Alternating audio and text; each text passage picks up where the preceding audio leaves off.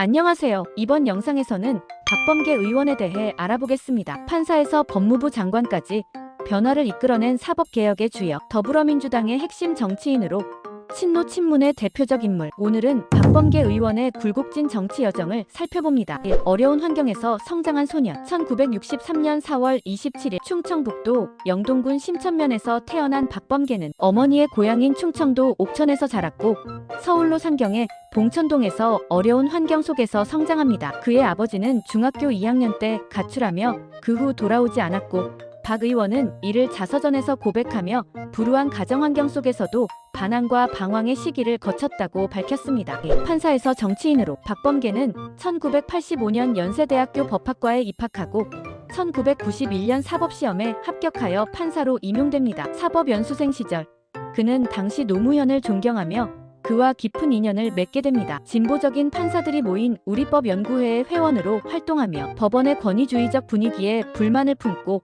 과감한 글을 게시하여 큰 논란을 일으키기도 했습니다. 2002년 정계 입문을 결심한 그는 노무현 후보를 지지하며 판사직을 사퇴하고 정치에 뛰어듭니다. 3. 정치인으로서의 첫 발걸음. 박범계는 2002년 대선 당시 노무현 후보의 지지 선언을 하며 본격적으로 정치에 발을 들여놓습니다. 이후 2004년 제17대 총선에서 대전 서구을에 출마하였으나 지역 기반이 약한 탓에 공천을 받지 못하고 좌절을 맛봅니다. 그럼에도 그는 계속해서 당내 활동을 이어가며 통합민주당 대전시당 위원장으로서 다시 정치적 기회를 준비합니다. 4. 국회의원으로서의 도전과 성공. 2012년 제19대 총선에서 마침내 당선되며 국회에 입성한 박범계. 그는 국회에서 법률위원장, 국회윤리특별위원회 간사, 국회쇄신특별위원회 간사 등 핵심 직책을 맡으며 빠르게 두각을 나타냅니다. 초선으로서 빠르게 민주당의 주류 정치인으로 자리잡은 박 의원은 법사위원회 간사로서 중요한 역할을 맡으며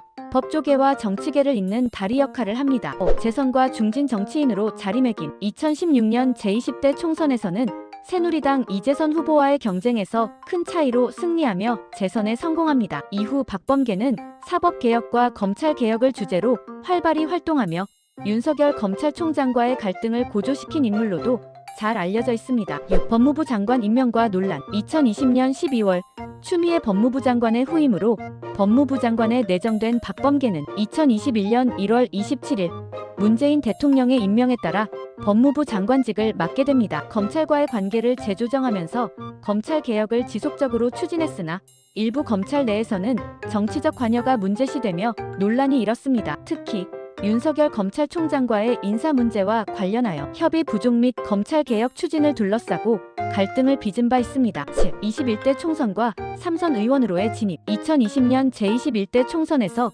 단수 공천을 받은 박범계는 57.5%의 득표율로 당선되며 삼선의 고지에 오릅니다. 박 의원은 검찰개혁과 관련된 발언을 여러 차례 하며 조국 사태 및 추마이너스윤 사태에 대한 목소리를 냈습니다. 그는 법사위 간사를 맡아 사법정의와 검찰개혁을 위한 다양한 입법 활동을 했고 한명숙 불법 정치자금 수수 사건 등 여러 사건을 다루었습니다. 8. 원내대표 출마와 향후 전망. 2023년 박범계는 더불어민주당 원내대표 출마를 선언했으나 박광훈 후보에게 패배하며 낙선의 고배를 마십니다. 하지만 그는 향후 당내 입지 강화를 위해 원내대표 경선에 재도전할 가능성을 남기며 정치적 활로를 모색하고 있습니다. 박범계는 판사에서 법무부 장관까지 검찰과 사법제도를 개혁하기 위해 싸운 정치인입니다. 여러분은 박범계 의원의 정치 행보를 어떻게 평가하시나요? 그의 법조계와 정치계에서의 입지, 그리고 검찰개혁의 성과에 대한 여러분의 생각을 댓글로 남겨주세요. 구독과 좋아요는